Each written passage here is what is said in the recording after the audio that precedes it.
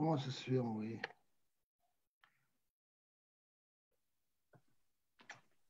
זהו, אנחנו בלייב. כבר 7, אפשר להתחיל. ערב טוב לכולם. Bonsoir à tous, Khaverim et Khaverot. Nous avons encore ce soir l'honneur de faire une conférence Zoom sur un sujet qui est bien entendu très d'actualité, puisque comme vous le savez certainement, en Israël, nous avons 2 sujets d'actualité, comme la plupart des choses dans les grands pays.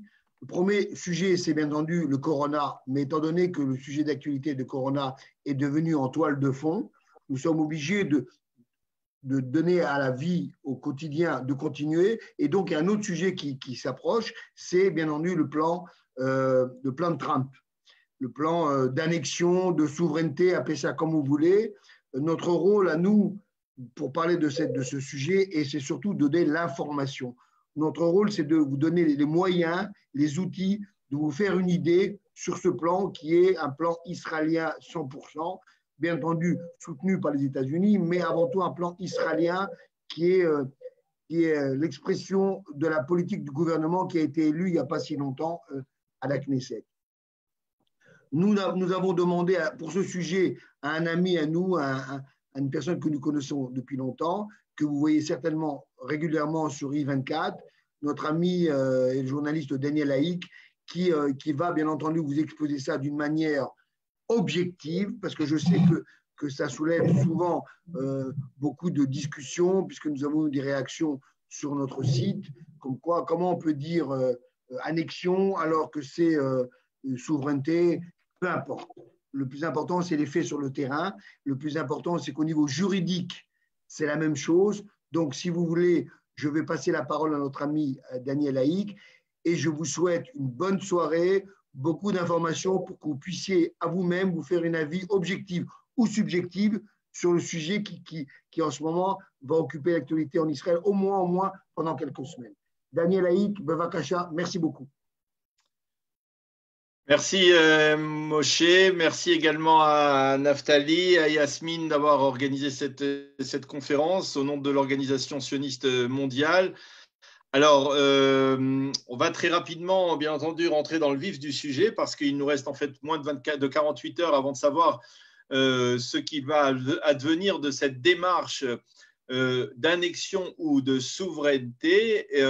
Et d'emblée, je voudrais avec vous tout d'abord vous dire, faire une précision sémantique et vous dire d'emblée que, eh bien, pour les juristes du monde entier, pour la plupart des juristes, on va dire, il n'y a pas de différence juridique entre le terme d'annexion et le terme de souveraineté. Parfois, un terme est utilisé, parfois c'est l'autre qui est utilisé. Sur le fond, il n'y a pas de différence juridique, je le précise, entre ces 2 termes.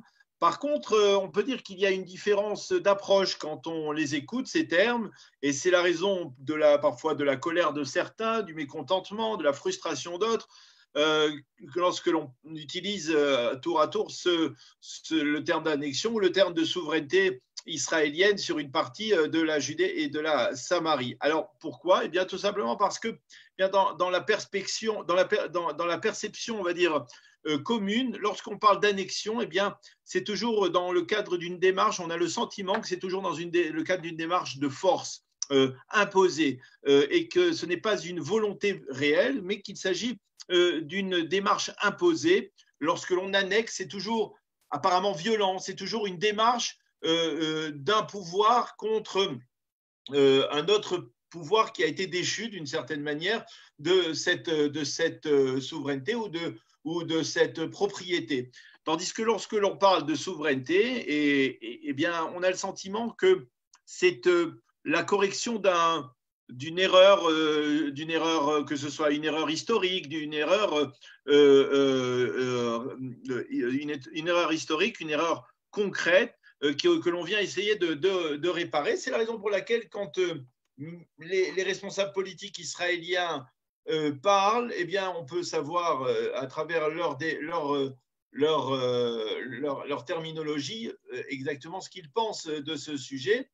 Et c'est la raison pour laquelle, eh bien, dans le gouvernement israélien, et en particulier, on va dire, dans l'aile droite du gouvernement israélien, puisque vous le savez, nous avons un gouvernement d'union nationale, eh bien, on parle plus souvent de souveraineté, d'instauration de la souveraineté israélienne sur une partie de la Judée et de la Samarie. On va revenir exactement sur quelle partie. Et tandis que parfois, eh bien, d'autres utilisent plus facilement le terme d'annexion. Voilà donc pour cette précision. Juridiquement, ça ne change rien, mais effectivement, on peut dire que lorsque le peuple juif revient sur sa terre, et je dis ça en toute objectivité, et je voudrais corriger Moshe, en lui disant que je ne suis pas objectif, hein, aucun d'entre nous n'est objectif lorsqu'il parle d'un sujet. On essaye d'être honnête au maximum et c'est l'honnêteté qui me guide plus que l'objectivité dans la présentation de ce dossier ou de ce sujet de cette conférence. Donc, annexion ou souveraineté, ce n'est pas important pour ce qui est du droit juridique, du droit international. C'est peut-être important pour le sentiment personnel de chacun, et c'est la raison pour laquelle, bien moi, vous verrez peut-être au fur et à mesure de cette conférence, j'utiliserai chacun des deux termes. Alors, pour essayer de comprendre ce qui se passe actuellement, je voudrais vous ramener presque exactement 100 ans en arrière à la conférence de San Remo dont on a beaucoup parlé ces derniers mois, puisqu'elle s'est tenue en avril 1920, c'était donc il y a un petit peu plus de 100 ans. Et on peut dire que cette conférence de San Remo, qui a presque été oubliée par l'histoire et même peut-être par l'histoire d'Israël, eh bien, elle a une importance particulière parce que c'est la première reconnaissance des nations à l'époque de ce qui était la Société des Nations, au lendemain de la Première Guerre mondiale, avant même l'ONU, d'une reconnaissance des nations du droit du peuple juif à la terre d'Israël. On le sait, il y a eu la déclaration Balfour en novembre 1917, à la fin de la Première Guerre mondiale, et cette déclaration reconnaissait au peuple juif l'instauration d'un foyer juif sur la terre d'Israël. Et bien, la conférence de San Remo a, d'une certaine manière, validé la déclaration Balfour. Elle a bien entendu utilisé les changements qui étaient intervenus à la fin de la Première Guerre mondiale, avec une redistribution de l'Empire ottoman. Et dans cette redistribution de l'Empire ottoman, il y avait pour les Britanniques l'instauration d'un mandat, le fameux mandat britannique, sur une partie du Proche-Orient, on va dire. On ne va pas utiliser on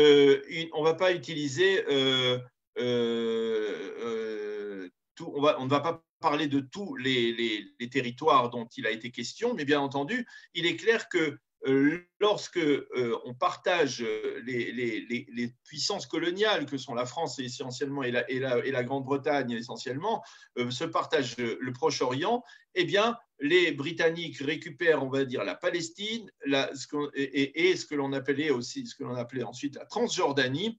Et en fait, ce qui est intéressant de souligner pour l'histoire, c'est que même si la conférence de San Remo n'a pas tracé les frontières d'un futur État juif, elle a validé, on va dire, le lien qui existe entre le peuple juif et la terre d'Israël. Et c'est important parce que lorsque l'on parle aujourd'hui d'annexion, de souveraineté, eh bien, il est clair que ce paramètre ne peut pas être éludé. Le lien du peuple juif avec la terre d'Israël, avec des endroits historiques, comme le caveau des patriarches à Hébron, le tombeau de Rachel, le tombeau de Joseph à Naplouse et encore beaucoup d'autres sites historiques, comme Netanyahou a parlé hier dans la nuit devant des évangélistes en insistant sur Bethel où Yaakov avait eu son songe, son fameux rêve, son fameux songe, et Shiloh où a été installé le Mishkan, le tabernacle, avant la construction du premier temple, pendant près de 500 ans d'ailleurs,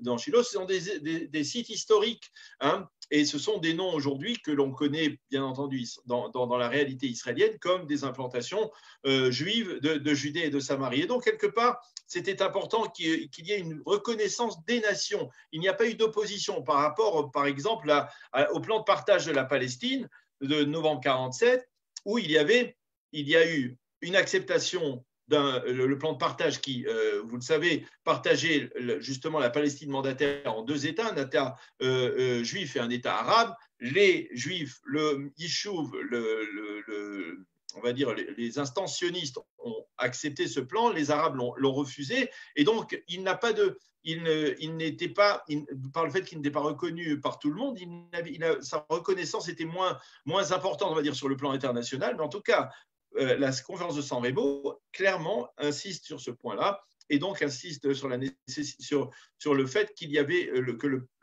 la terre d'Israël appartient, enfin la terre d'Israël appartient au peuple juif, et ce n'est que par la suite que vers 1924, eh bien qu'on va tracer ces frontières et qu'il va y avoir une séparation entre la Transjordanie qui va être confiée à un ami de la royauté de l'Empire britannique, le roi Abdallah Ier, le grand-père du roi Hussein de Jordanie ou de l'arrière-grand-père du roi Abdallah II, et qu'on va dire que l'intégralité de tous les territoires qui sont à l'ouest du Jourdain, eh bien, doivent faire partie de ce qui deviendra l'État, le futur État juif. Et on est donc en 1924, bien avant donc le plan de partage qui va réduire, on va dire, cette attribution du point de vue de l'État d'Israël ou du futur État d'Israël. Ça va être moins, on le sait, puisque le plan de partage.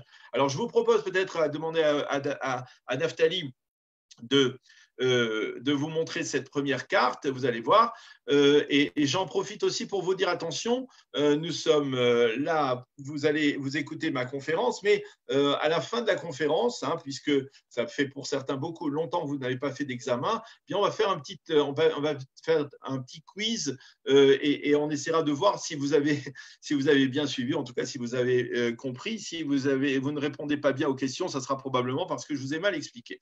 Alors, ceci étant, donc je reviens. Est-ce que Naftali peut nous envoyer la première carte, celle de 1920? Naftali, je ne vois pas. Bon, pas de carte. Pas de carte. Pas de carte. On va avancer. On va avancer. Et donc, quelque part, Naftali, voilà, la première carte, voilà. Ça, c'est la carte de San Remo, de la conférence de San Remo, je vous le disais. La Palestine mandataire, c'est tout ce qui est à l'ouest du Jourdain, vous le voyez, et la Transjordanie, c'est tout ce qui est de l'autre côté, à l'est du Jourdain, et donc c'est le mandat britannique sur ces régions. Et donc, dans l'absolu, officiellement reconnu par les nations, eh bien, normalement, le futur État juif devait s'inclure dans ces frontières-là où il y a écrit Palestine. Et donc, dans l'absolu, on va dire, les territoires de Judée et de Samarie, dont on parle beaucoup aujourd'hui, eh bien, étaient inclus dans cette carte, dans cette répartition reconnue par les nations. Alors, ça, c'est pour l'époque. Il y a eu le plan de partage en novembre 1947. Il y a eu en 1948 la Jordanie qui a déclenché, qui a fait la guerre au jeune État d'Israël, qui a occupé la Judée et la Samarie. Et la Judée et la Samarie, donc toutes ces terres-là sur lesquelles eh bien, les Jordaniens se sont installés, ont été annexés officiellement, on va dire, par le royaume hachémite de Jordanie en 1950, et elles n'ont été reconnues de jure que par la Grande-Bretagne et par le Pakistan, mais pas par l'ensemble de la communauté internationale. Mais, et il est important de le souligner, la Judée et la Samarie, ces deux territoires, n'ont jamais été sous une, à part cela, à part la Jordanie, sous une autre souveraineté au cours de l'histoire depuis près de 2000 ans. Ça, c'est pour la guerre de 1948, la guerre d'indépendance. Et on arrive très rapidement en juin 67. Et en juin 67, alors là, il y a une question qui est extrêmement importante. Voilà la carte de juin 67 que vous avez là. Eh bien, il y a une question importante que l'on ne peut pas ne pas poser, c'est de savoir qui a attaqué qui a été le premier à attaquer. Alors, si vous demandez à De Gaulle, vous le savez, eh bien, il dira que ce sont les Israéliens qui ont attaqué.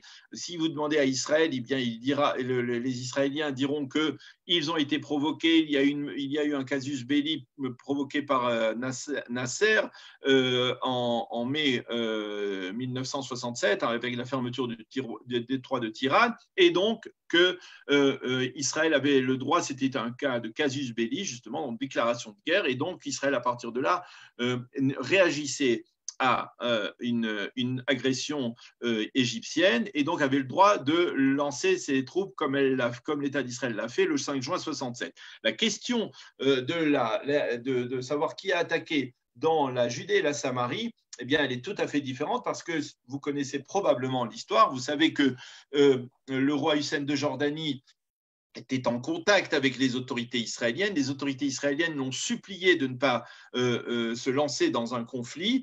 Et le roi Hussein, lui, n'a préféré écouter la voix mensongère de Gamal Abdel Nasser et de lancer une offensive qui a débuté pas loin de là où je me trouve, du côté de Talpiot, à Jérusalem.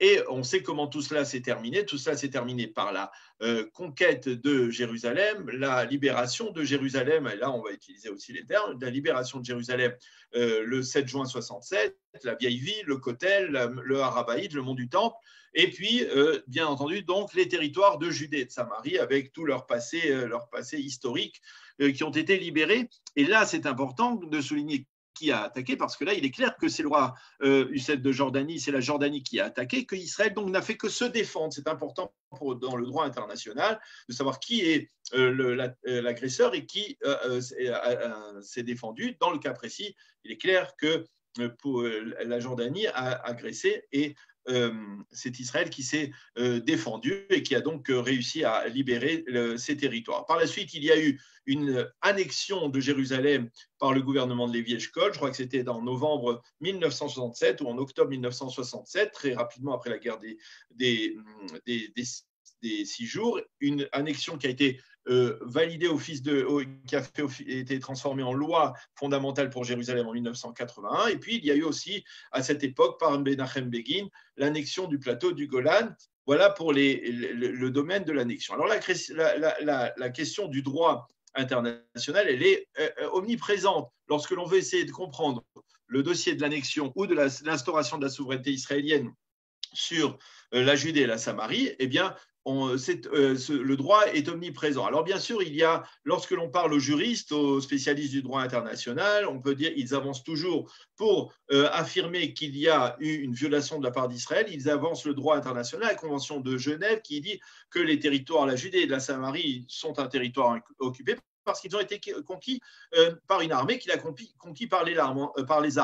En hébreu, ça s'appelle une tfissa lochmanite, c'est-à-dire une approche militante ou militaire même de cette région. Et donc, c'est la raison pour laquelle, eh bien, ces territoires sont devenus des territoires occupés.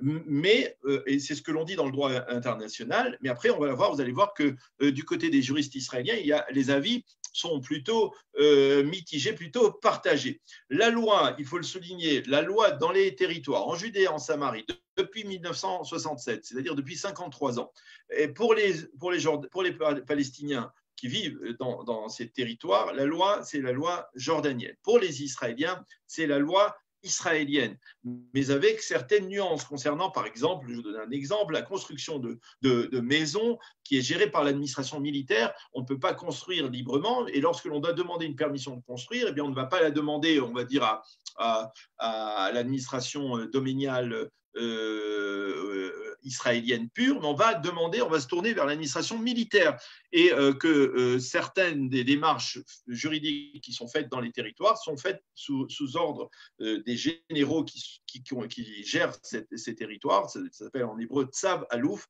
un ordre du général qui donne l'autorisation ou non, par exemple, de construire là ou pas. Un autre point, l'annexion ou donc l'instauration de la souveraineté israélienne sur la vallée du Jourdain et sur une partie de la Judée et de la Samarie devrait donc, dans l'absolu, pour revenir à notre époque, avoir des répercussions limitée pour les Israéliens, parce que la vie des Israéliens ne va pas radicalement changer du jour au lendemain, parce que les Israéliens qui vivent en Judée-Samarie ou qui vivent à Tel Aviv, eh bien, sont, par exemple, lorsqu'ils ont des litiges, ils ne vont pas voir, en tout cas, ils vont voir la justice israélienne, la justice civile.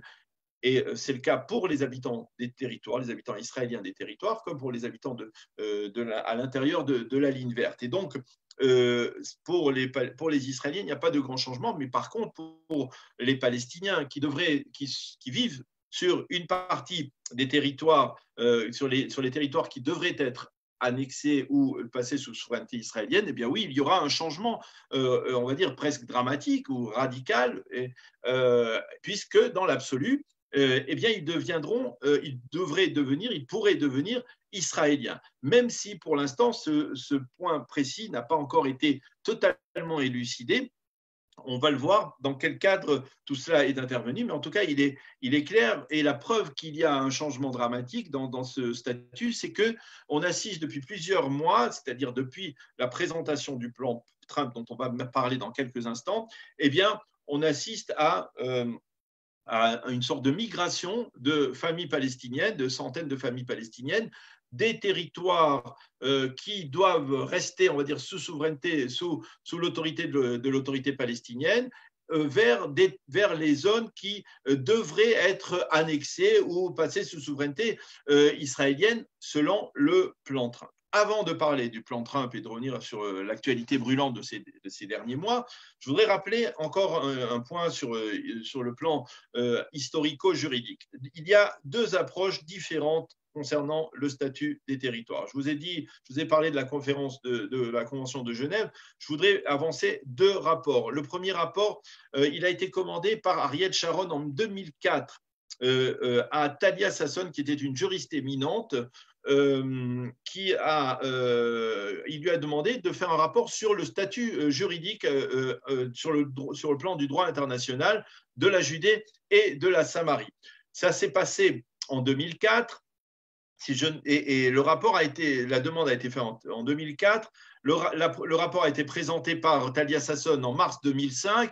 Et si vous vous rappelez des dates, mars 2005, c'est 5 mois avant l'évacuation du Gush Katif décidé par Ariel Sharon. Ce déplacement, cette expulsion, diront certains, de près de 10 000 habitants juifs des localités du Gush Katif au sud de la bande de Gaza. Au sud de la bande de Gaza. Et quelque part, Ariel Sharon, c'est ce que l'on dit et c'est ce que l'on estimait, avait commandé ce rapport pour justement essayer d'envisager un retrait israélien au moins d'une partie des territoires de la Judée et de la Samarie, emportés par l'élan de cette évacuation du Gush Katif en 2005. Ça, c'est le rapport Sasson. Et le rapport Sasson, lui,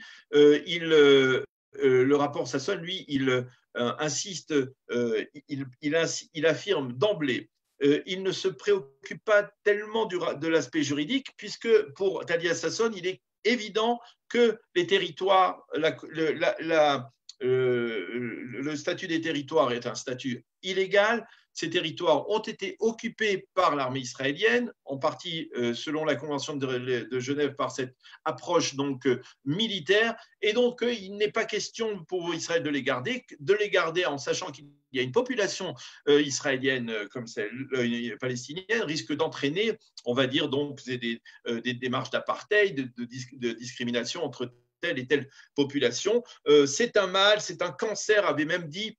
C'est un cancer pour l'État d'Israël, avait même dit Talia Sasson dans un jugement qui n'était pas à proprement parler, il faut bien l'avouer, à caractère purement juridique, mais qui était teinté on va dire, d'idéologie politique. Et la suite, on la connaît, Talia Sasson, après est devenue, elle est candidate du parti Meretz, du parti d'extrême gauche israélienne Meretz, elle est devenue présidente du nouveau forum du Keren HaChadasha, qui est une fondation qui, en Israël, œuvre beaucoup, une fondation, on va dire, d'opposition, qui œuvre beaucoup avec d'importants budgets contre, on va dire, on va dire, l'approche nationaliste en Israël.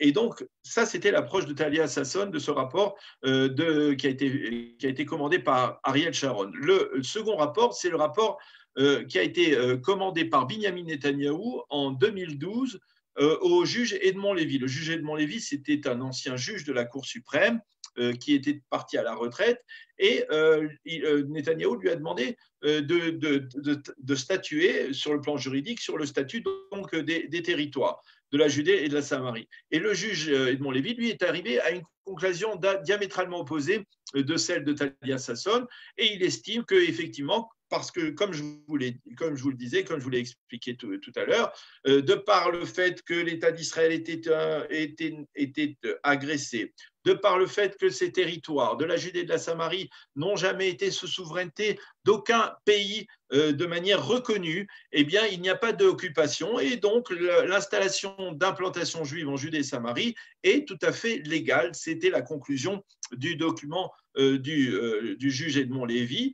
Et je me permets de dire que, de manière assez stupéfiante, le rapport a été pris par Binyamin Netanyahou, il l'a mis dans un tiroir, il ne l'a quasiment plus jamais brandi, alors qu'il avait là un rapport d'un juriste éminent qui lui permettait de dire que, eh bien, il était possible de revendiquer la légalité des territoires et de légaliser d'une certaine manière l'ensemble de l'implantation juive en Judée et en Samarie, de toutes les implantations juives en Judée et en Samarie. Binyamin Netanyahou ne les a pas utilisées, n'a pas utilisé. Alors on va se demander pourquoi.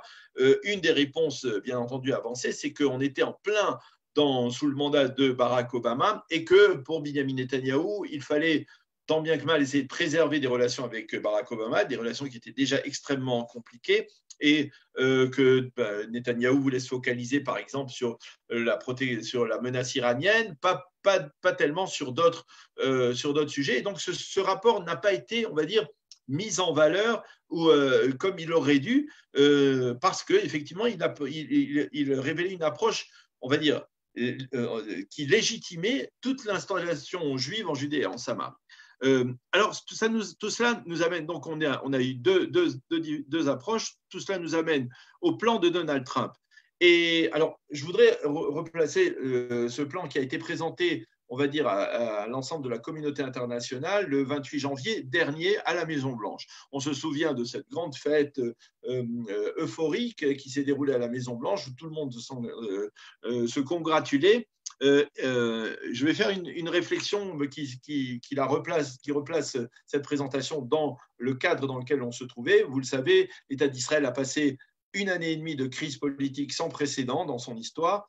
Et en janvier 2020, c'est-à-dire il y a 6 mois, on était dans une situation, on était à 2 mois, moins de 2 mois, 1 mois et demi, à peine 1 mois, on va dire très exactement, 1 mois des élections, de ces 3e élections. Binyamin Netanyahou avait besoin d'un joker et d'un atout pour mobiliser l'opinion publique israélienne.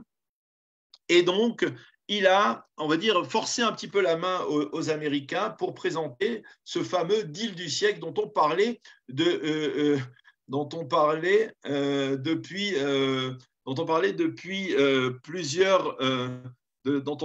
plusieurs années, depuis quasiment l'arrivée de Donald Trump à la Maison-Blanche. Et donc, quelque part, il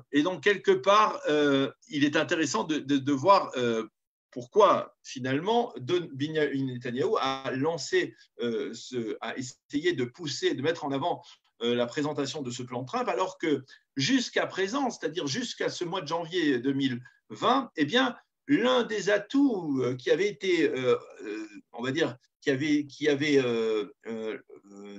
donné un certain prestige à Binyamin Netanyahou, c'était que justement, on lui reconnaissait le fait qu'il avait réussi à mettre pendant plusieurs années de côté, eh bien, le dossier israélo-palestinien, le dossier du conflit israélo-palestinien. On n'en parlait plus depuis 2014, depuis l'échec des pourparlers donc, entre Israéliens et Palestiniens à l'époque de l'administration Obama. Et donc, Binyamin Netanyahou lui-même remet sur le tapis ce dossier du plan Trump, ce dossier israélo-palestinien, du conflit israélo-palestinien, en poussant Donald Trump, en aidant même, pas tant Trump que Jared Kushner, son gendre, à rédiger ce deal du siècle. Et quelque part, Donald Trump va suivre le Premier ministre, même si les Américains, de leur côté, ce n'était pas leur première priorité, leur priorité de présenter ce plan. Eh bien, pour donner un coup de main, un coup de pouce à Binyamin Netanyahou, eh bien, Donald Trump s'est lancé dans cette aventure, a présenté ce plan qui a été concocté par son gendre, donc Jared Kushner, et qui avait deux aspects, l'aspect politique et l'aspect économique. L'aspect économique avait déjà été présenté quelques mois auparavant à Bahreïn, et il insistait sur le fait que les États-Unis et les pays arabes modérés, ce que l'on appelle les pays arabes modérés, le Golfe Persique, la Bahreïn, etc., l'Arabie saoudite, allaient financer à coût de milliards de dollars la mise en application de ce plan qui, alors, avait plusieurs clauses. Ce plan, et c'est justement un des problèmes, ce plan, lorsqu'il a été présenté, eh bien, on a eu l'impression que, effectivement, il n'y avait qu'une seule clause dans ce plan, que ce plan reconnaissait la possibilité d'une annexion d'Israël d'une partie de la vallée et d'une partie.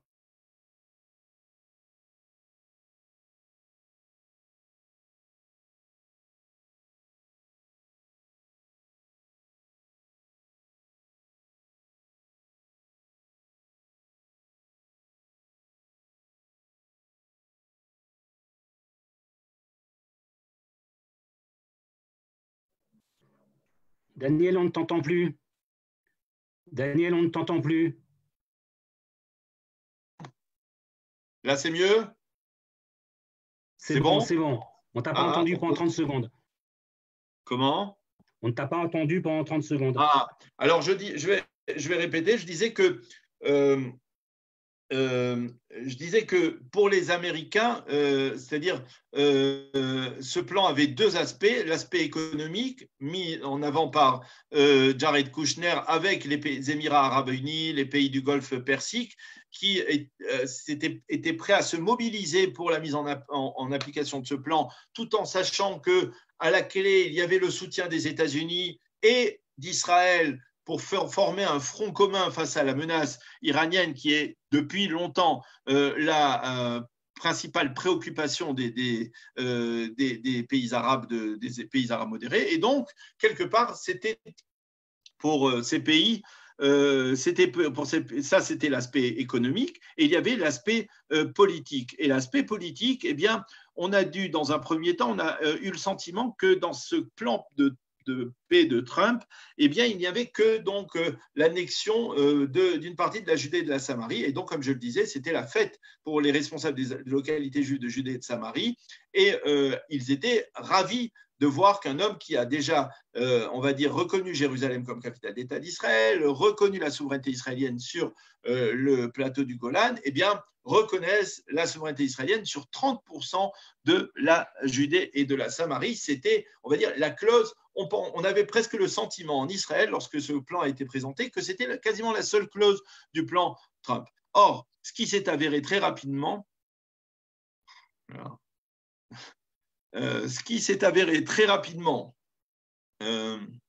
c'est un peu embêtant de lire à chaque fois toutes les critiques qui apparaissent là, mais enfin, on va essayer de ne pas le faire.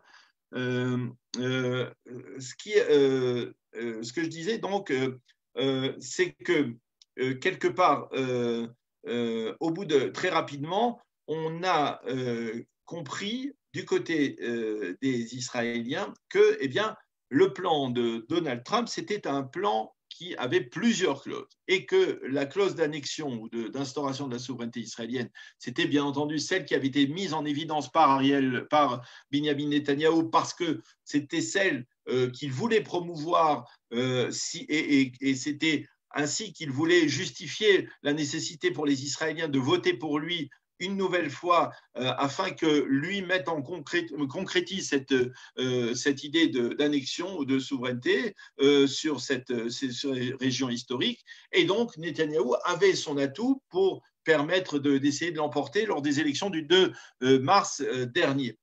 Mais derrière cela, eh bien, ce que l'on nous a au début assez caché, eh bien, c'est qu'il y avait d'autres clauses. Et très rapidement, on l'a vu, ceux qui étaient, on va dire, les observateurs, les fins observateurs de ce qui se passe au Proche-Orient et des relations entre Israël et les États-Unis ont compris très vite que dès le lendemain, l'administration Trump a vu que Netanyahou ne s'intéressait qu'à la clause de l'annexion et quasiment pas aux autres clauses. Or, les autres clauses, elles étaient importantes. De quoi s'agit-il?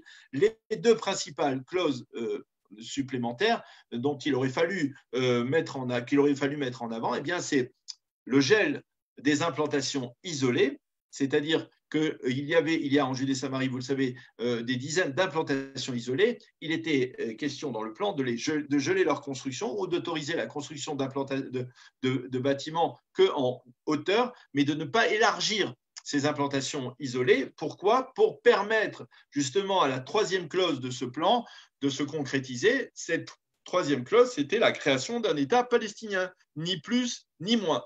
Et là, à partir de ce moment-là, eh bien, on a vu qu'il y avait des divergences de vues entre Israéliens et Américains sur la teneur de ce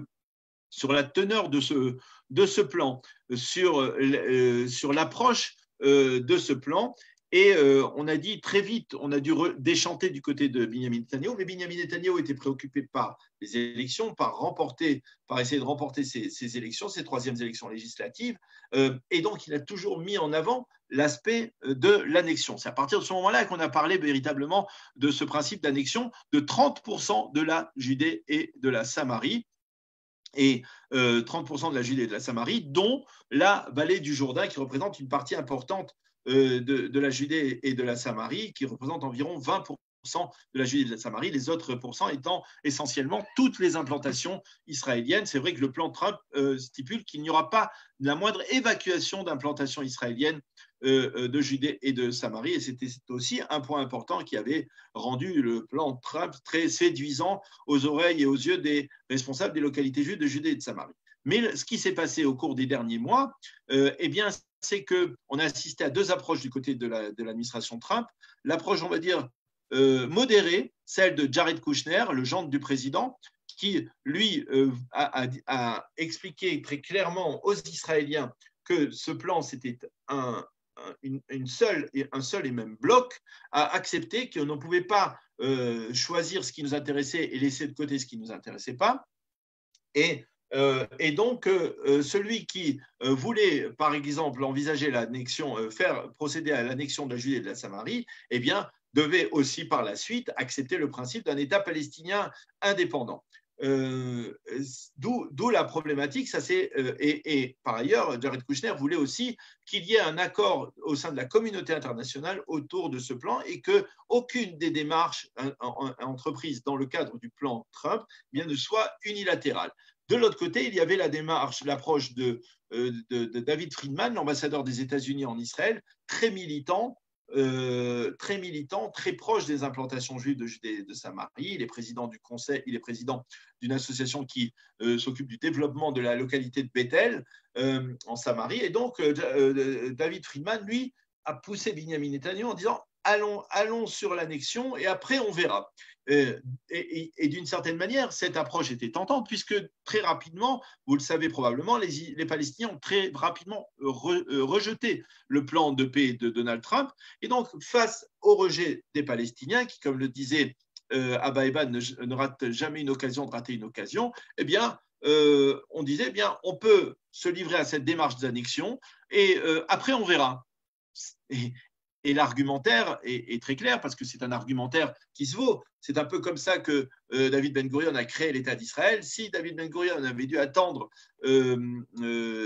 d'obtenir tout ce qu'Israël réclamait ou tout ce que le peuple juif réclamait dans les frontières de l'État d'Israël, eh bien, on serait encore en train d'attendre la création d'un État palestinien, d'un État d'Israël. Et en fait, Ben Gurion a dit on me donne, je prends ça, et ça a toujours été l'approche, on va dire, du sionisme moderne, de prendre ce que l'on nous donne du côté des nations, même si, de facto, ce sont des terres qui, historiquement, sont des terres qui reviennent au peuple juif. Alors, ça, ce sont les développements concernant le plan Trump, et donc, quelque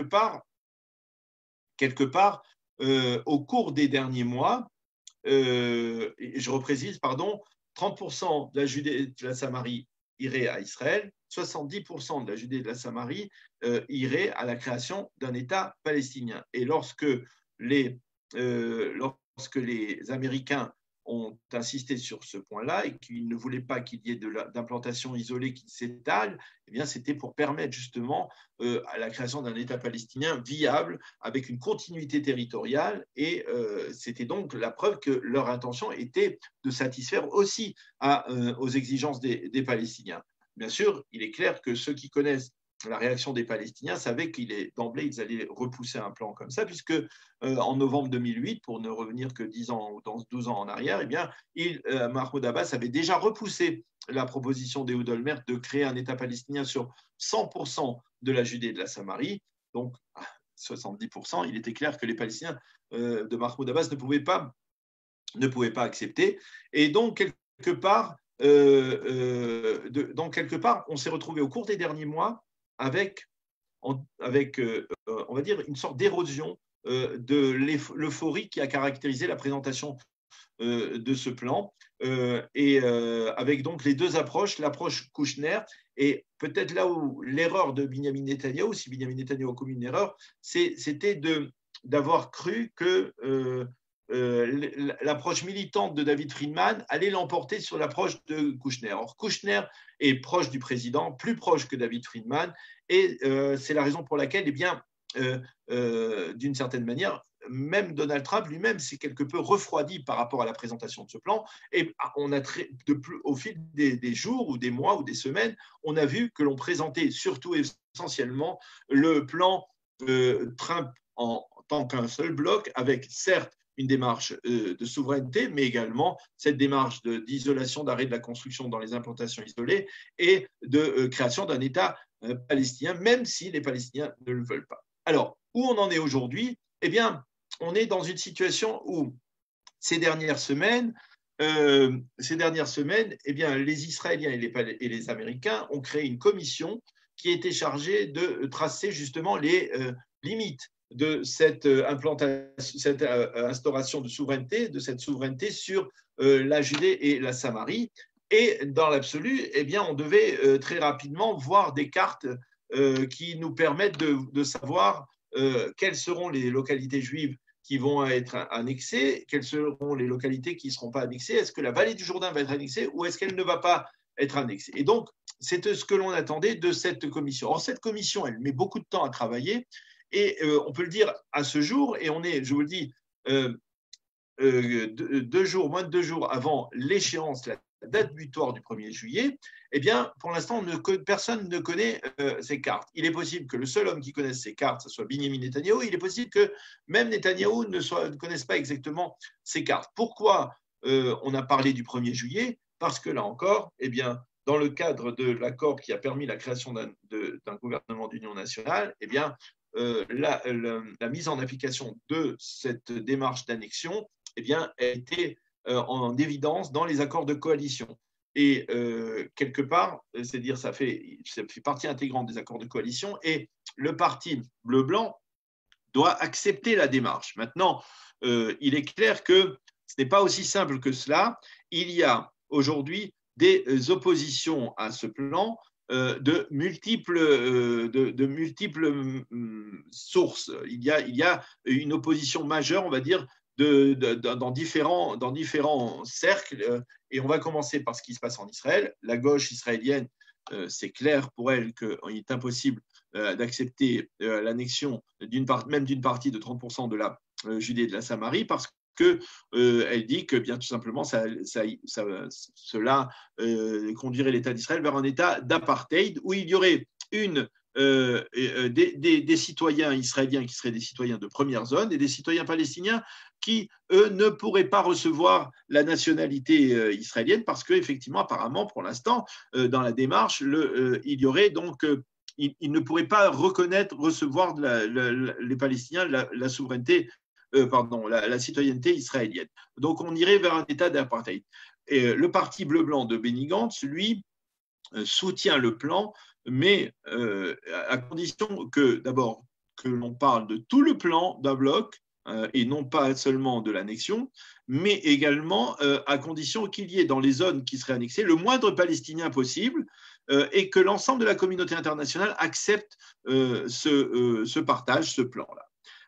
Les habitants des localités juives de Judée-Samarie, eux aussi, et c'est peut-être ce qui peut paraître le plus étonnant, eh bien, sont divisés concernant ce plan. Il y a ceux qui disent, comme l'approche de Ben Gurion, qui disent allons-y, prenons ce qu'on nous donne, instaurons la souveraineté israélienne sur ces 30%, et après, on verra. Et il y a ceux qui disent non, non, non, on ne peut pas prendre le risque d'accepter cette première clause de l'accord du plan Trump, parce que eh bien, derrière ça, il y a le risque de cautionner la création d'un État palestinien, ce qui est inacceptable. Et donc, ça fait qu'il y a à l'intérieur du Conseil des localités juives de Judée et de Samarie, il y a un débat autour de ce plan Trump et de cette première clause du plan Trump. Et puis, il y a l'opposition farouche des Palestiniens, qui n'est pas surprenante, je vous le disais. Les Palestiniens, depuis quelques semaines, menacent de démanteler l'autorité palestinienne. Ils ont apparemment arrêté la coordination sécuritaire. Ils menacent de remettre leurs armes, les armes de leurs forces de sécurité, à l'armée israélienne. Et il menace également de faire déferler une vague de violence en Judée et en Samarie. J'ai mis quelques réserves concernant ces menaces parce que dans la population palestinienne, eh bien, on en a quelque peu assez aussi de ce genre de menaces-là et que la population palestinienne, pour différentes raisons, l'une d'elles, c'est la situation économique liée à la crise du coronavirus, a besoin d'une forme de stabilité économique et que l'on comprend très bien dans la rue palestinienne que si on se lance, si quelqu'un cautionne des attentats terroristes contre des cibles israéliennes, eh bien, on va se retrouver très vite dans la situation dans laquelle les Palestiniens se sont retrouvés au moment de l'opération Rempart au cœur de la seconde intifada et que tous les acquis qu'ils ont pu avoir au cours des dernières années dans les grandes villes palestiniennes, ceux qui se promènent à Ramallah, c'est interdit de le faire pour les Israéliens, mais ceux qui le font, comme certains de mes collègues, eh bien, affirment que Ramallah est devenue une ville occidentale où il y a énormément de cafés. Donc, le niveau de vie des Palestiniens, de certains Palestiniens, a considérablement augmenté, et ces Palestiniens, ils ont d'autres priorités que de descendre manifester contre une annexion. Il y a un ras-le-bol en direction de Mahmoud Abbas, un ras-le-bol en direction de l'autorité, des responsables de l'autorité palestinienne qui est accusée de corruption, etc. Et donc, quelque part, la preuve, on l'a vu la semaine dernière, il y a eu une manifestation à Jéricho, et ce n'est pas par hasard que cette manifestation a été à Jéricho, loin, on va dire, de la Judée et de la Samarie, ici, historique. Eh bien, c'est parce qu'on savait que ça allait être difficile de remplir. Et effectivement, il y a très peu de gens qui sont venus participer à cette manifestation, quelques 5000 personnes, c'est très peu lorsque l'on sait ce que les Palestiniens n'ont absolument pas à faire. Donc, il y a une opposition palestinienne, mais apparemment, selon en particulier les estimations du chef du Mossad israélien, Yossi Cohen, il est peu probable que l'on assiste à un soulèvement de l'envergure de la seconde intifada. Il y a les positions, et c'est très intéressant là, les positions mitigées. Hervé, il faudrait me dire combien de temps encore je parle. Il te reste 10 minutes. 10 minutes, d'accord. Alors, il y a la position, on va dire, à la fois mitigée, ambivalente et très intéressante des pays du monde arabe. Je pourrais la résumer ainsi. Les pays du monde arabe n'ont que faire aujourd'hui de la cause palestinienne. C'est un peu dur à dire comme ça, mais c'est vrai. Et ouvertement, bien entendu, ils vont dire nous défendons les Palestiniens, nous défendons, il faut tout faire pour éviter cette démarche d'annexion israélienne, etc., etc. Mais sur le fond, eh bien, la plupart de ces pays ont d'autres chats à fouetter, ont d'autres préoccupations. les pays du Golfe, par exemple, eh bien, eux, leur préoccupation, c'est l'Iran, la menace iranienne. Et c'est la raison pour laquelle, eh bien, par exemple, on peut d'un côté critiquer l'initiative de Benyamin Netanyahou, en tout cas cette démarche d'annexion, mais en même temps, ça n'empêche pas, par exemple, de développer des relations dans le domaine de la santé publique entre, par exemple, les Émirats arabes unis et l'État d'Israël, comme cela s'est révélé la semaine dernière. C'est le cas de la plupart des pays du Golfe Persique qui entretiennent des relations discrètes aujourd'hui avec l'État d'Israël dans le domaine de la lutte contre le terrorisme, dans le domaine de la haute technologie, dans le domaine de la santé, dans le domaine de l'agriculture, de l'eau, etc., mais qui le font très discrètement et qui surtout veulent maintenir ce front anti-iranien militant auquel l'État d'Israël est bien entendu, dans lequel l'État d'Israël est bien entendu l'un des composants majeurs. L'Égypte aussi n'a que faire aujourd'hui de cette annexion. Elle pourra critiquer l'annexion, mais très discrètement, parce que Abdel Fattah al-Sisi, le président égyptien, lui aussi a d'autres préoccupations. C'est très simple, hein. Il a été presque vexé de voir que Mahmoud Abbas est allé pleurnicher chez Tayyip Erdogan, et on va tout de suite parler de la Turquie, et qui est, on va dire, le rival d'Al-Sisi en Turquie. Et donc, les Égyptiens ne soutiendront pas, bien entendu, cette démarche, mais en catimini, en coulisses, ils continueront la coopération avec l'État d'Israël, qui les aide pas mal dans le Sinaï, où il y a, vous le savez probablement, des résidus ou même des sources, des cellules puissantes de Al-Qaïda ou de ses réminiscences. Donc, il y a d'autres préoccupations. La Turquie, je vous le disais, c'est la Turquie qui est le pays arabe, ou ce n'est pas un pays arabe, mais la Turquie, c'est le pays proche, on va dire, dans ce Proche-Orient, le plus militant contre l'État d'Israël, et ce n'est pas par hasard. La Turquie a de multiples intérêts dans la région et elle veut se présenter comme le pays qui défend le droit des Palestiniens, en particulier du Hamas, mais dans le cas précis également de l'ensemble des Palestiniens. Et c'est la raison des déclarations très, très virulentes du président Erdogan. La Jordanie a probablement l'approche la plus ambivalente, et elle est très intéressante, l'approche de la Jordanie. La Jordanie, depuis le début, menace. Elle dit, le roi Abdallah II de Jordanie a dit, si Netanyahou annexe une partie des territoires, eh bien, nous irons vers un conflit. Ah, c'est un peu embêtant hein, d'aller vers un conflit pour un pays qui est en paix avec l'État d'Israël depuis 1994. C'est aussi intéressant de voir cette approche pour un pays qui, de facto, lui, a renoncé à toute forme de souveraineté sur la Judée et la Samarie, puisque, je vous le disais, en 1950, la Jordanie a effectivement annexé ces régions, mais en 1988, eh bien, le roi Hussein de Jordanie a renoncé à tout pouvoir sur la Judée et la Samarie, avec l'intention de les confier aux Palestiniens, mais les Palestiniens ne représentant aucune entité juridique véritable, eh bien, quelque part, la Jordanie a laissé ces territoires sans statut véritable et favorisé indirectement la revendication pour Israël de les annexer ou de passer sous sa souveraineté. La Jordanie, donc officiellement, elle critique la démarche de Benyamin Netanyahou, mais par derrière, eh bien, il y a des responsables jordaniens qui font passer des messages aux Israéliens en leur disant on compte sur vous, on compte sur vous s'il doit y avoir une démarche. Nous préférons que la vallée du Jourdain reste sous souveraineté ou reste sous contrôle, on va dire, de l'armée israélienne plutôt qu'elle passe sous contrôle d'un futur État palestinien. Et pourquoi ? Tout simplement parce que l'histoire des relations entre la Jordanie et les Palestiniens, on la connaît, en tout cas les événements importants de cette histoire. On se souvient tous de Septembre Noir, de septembre 1970, lorsque les Jordaniens ont essayé de déstabiliser le pouvoir du roi Hussein de Jordanie, et que c'est grâce à l'armée israélienne, on va dire de services de sécurité israéliens, que le roi Hussein de Jordanie a réussi à rester en poste. Et donc, quelque part, ne il ne faut pas s'émouvoir de ces critiques de la Jordanie. Derrière cela, eh bien, on a d'autres intérêts. Un autre intérêt important de la Jordanie, c'est le mont du Temple à Jérusalem, justement face à la Turquie. La Turquie est de plus en plus présente sur le mont du Temple. Il y a une sorte d'alliance entre les Turcs d'un côté, le Hamas, les frères musulmans, avec de l'autre, et pour essayer de prendre le contrôle du mont du Temple.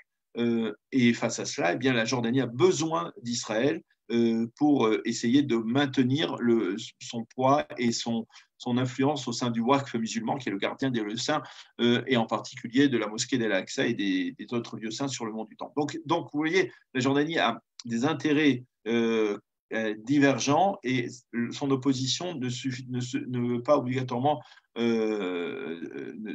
pas obligatoirement qu'elle fera voler en éclats l'accord de paix qui a été signé en 1994. Opposition de la communauté internationale, on va très vite passer cela parce que c'est clair, les Européens sont opposés, ils restent coincés dans leur poncif habituel, deux États pour deux peuples, et donc quelque part, à partir du moment où il y a une annexion, on va vers un État binational, etc. etc. Et donc quelque part, les Européens, pour les Européens, ce serait une catastrophe. Ils ne tiennent quasiment pas compte des changements intervenus dans la région ces 15-20 dernières années. Les démocrates, eux aussi, s'opposent farouchement à cette démarche. Les démocrates américains, pardon, s'opposent farouchement à cette démarche en la personne de Joe Biden qui a critiqué cette démarche. Les démocrates américains qui sont devenus, on va dire, de plus en plus gauchisants ces dernières années et qui ne peuvent pas tolérer une telle démarche et expriment leur opposition face à la démarche de l'administration Trump et du plan américain de Donald Trump en affirmant qu'il n'a aucune chance de se concrétiser. Voilà donc pour l'opposition. La question qui nous reste à essayer de résoudre, c'est que va faire Bibi? Nous sommes, je le disais, presque 36 heures avant le 1er juillet, date à laquelle, eh bien, selon l'accord de coalition, eh bien, il faudra entamer une procédure d'annexion. Que va faire Bibi? Alors d'abord, premièrement, concernant les dates, c'est intéressant de le souligner, au Proche-Orient, et en particulier depuis le début du processus d'Oslo, qui a pas mal capoté, vous le savez, ces dernières années, eh bien, les dates butoirs n'ont jamais véritablement fonctionné. Ce n'est pas parce qu'on a fixé une date d'échéance que cette date a été respectée. Et donc, il n'est pas impossible que finalement, ce mercredi, il ne se passe pas grand-chose.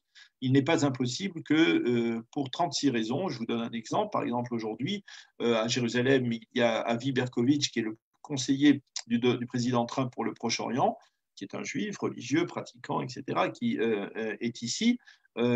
On espérait qu'il amène des cartes. On ne sait pas s'il a amené des cartes, s'il est porteur de cartes, de cette fameuse carte qui permet de définir le volume de l'annexion.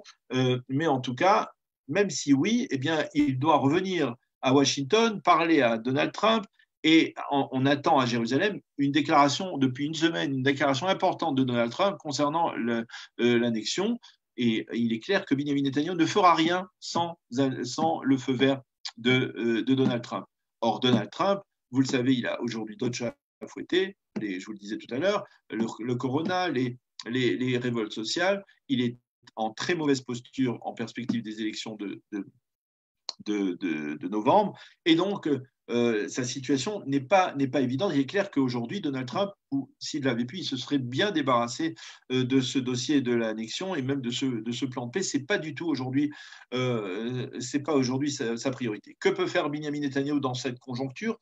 Eh bien, si les Américains lui donnent une carte blanche, eh bien, d'abord, je pense qu'ils ne lui donneront pas une carte blanche, ils lui donneront une demi-carte blanche avec la possibilité d'entamer une démarche qui ne va pas embraser la région. Alors, quelle pourrait être cette démarche? Eh bien, il est question, par exemple, de l'instauration de la souveraineté israélienne sur les grands blocs d'implantation. Ces fameux blocs d'implantation qui ont été reconnus par l'administration Bush en 2004 dans une lettre célèbre du président américain George Bush à Ariel Sharon, qui reconnaissait dans tous les cas de figure d'un règlement du conflit israélo-palestinien le maintien des blocs d'implantation sous souveraineté israélienne.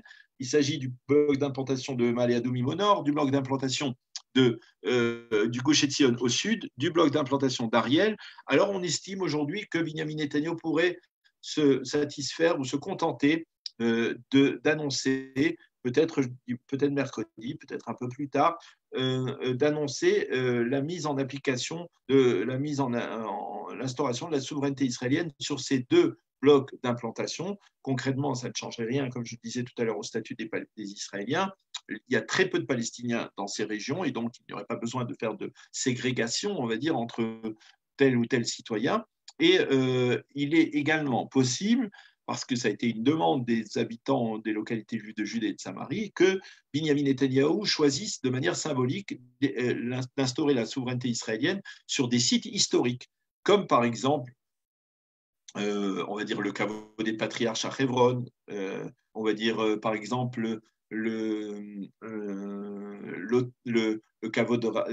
tombeau de Rachel, le tombeau de Joseph à Naplouse, l'hôtel le Misbéar, ce que l'on appelle le Misbéar de Yoshua, de Josué, l'hôtel AUTEL de Josué, sur lequel le peuple d'Israël a sacrifié des animaux lors de son retour sur la terre d'Israël. D'autres sites de ce type, ou par exemple même, bien entendu, le site de Shiloh, où a siégé le tabernacle pendant plusieurs centaines d'années, près de 500 ans, ou Bethel, dont je vous parlais tout à l'heure. Donc ce sont des sites historiques. Binyamin Netanyahou pourrait symboliquement dire ça nous appartient, ça fait partie du patrimoine du peuple juif, nous les annexons, nous imposons la souveraineté sur ces sites-là, sans pour autant que cette souveraineté touche le moindre Palestinien des environs. Voilà donc vers où on se dirige. Est-ce que l'on va vers un embrasement ? Je n'en suis pas sûr. Il est clair que le Hamas a des intérêts à faire monter la tension dans le long de la bande de Gaza. Il est possible qu'il y ait, on va dire, une effusion ponctuelle, un peu comme ce qui s'est produit le 14 mai il y a 2 ans, 2018, lors de l'inauguration de l'ambassade des États-Unis à Jérusalem. Mais vous en souvenez probablement, il y avait un pic avec une centaine de morts du côté palestinien, et puis après, c'était relativement vite retombé. Il est possible que l'on se retrouve dans ce même cas de figure, même si au sein de l'armée israélienne, les estimations sont nettement plus pessimistes et l'on estime qu'il y aura une flambée de violence, même si elle ne sera pas de l'envergure de celle de la seconde intifada. Voilà donc le tableau que je vous ai dressé. J'espère avoir été complet. Maintenant, je vous remercie de votre attention et on peut peut-être lancer avec Hervé peut-être le fameux quiz. Non, Daniel, on est en train de dépasser notre plage horaire. Alors, tout d'abord, je voudrais te remercier pour cette remarquable présentation qui était tellement parfaite qu'on n'a même pas eu le temps de passer ce quiz, ce trivia qu'on vous enverra par mail. C'est une question de quelques jours. Je voudrais remercier Moshe, notre délégué à Paris. Je voudrais remercier également Yasmine, qui s'occupe des commandes et qui a eu beaucoup de travail ce soir parce que, comme vous vous êtes rendu compte, nous avons été piratés à maintes reprises. C'est la raison pour laquelle nous n'avons malheureusement pas de questions à te poser parce qu'on a dû arrêter tous les chats que les gens, les questions que les gens voulaient te poser. Donc, je remercie aussi la Fédération des organisations sionistes de France, la Fédération sioniste, ainsi que l'Organisation sioniste de Belgique, qui étaient nos partenaires pour cette rencontre. N'oubliez pas que nous avons en moyenne 2 à 3 rencontres par semaine par Zoom, et nous vous invitons à y participer. Encore une fois, merci Daniel pour ton intervention remarquable que vous regardez sur la page Facebook en différé de la page Facebook de l'Organisation sioniste mondiale de France. Bonsoir et Erev Tov à tout le monde. Au revoir. Bye Daniel, toda. Au revoir. Bye. Bye bye.